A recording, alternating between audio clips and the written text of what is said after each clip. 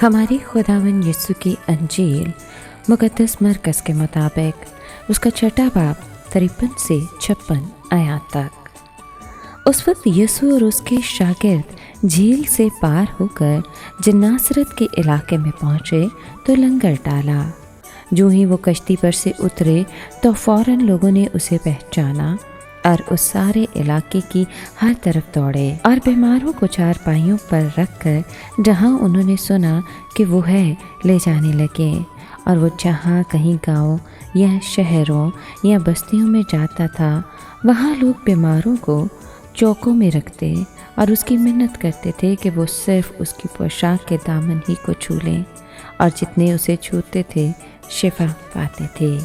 पाक कलाम के पढ़े और सुने जाने पर खुदावंद की बरकत हो, खुदा का शुक्र हो। अजीज़ दोस्तों, यीशु मसीह कल और आज बल्कि अब तक यकसा है। यही वजह है कि वो लोगों को शिफा देने का ख्वाहिशमंद है।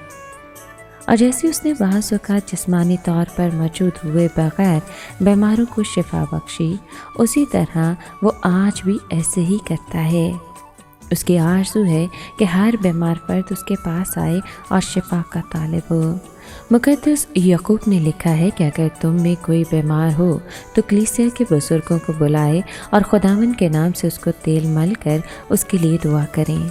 जो दुआ ईमान के साथ होगी उसके बाइस बीमार बच जाएगा और खुदावंद उसे उठा खड़ा करेगा।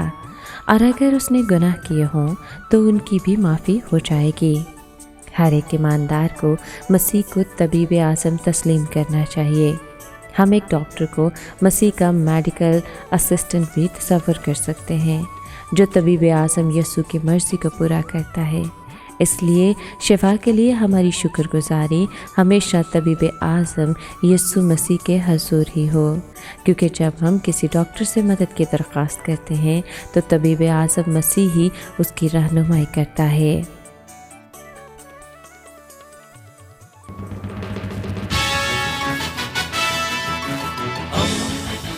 दोस्ती का पैगंबर, रेडियो वेरितास एशिया।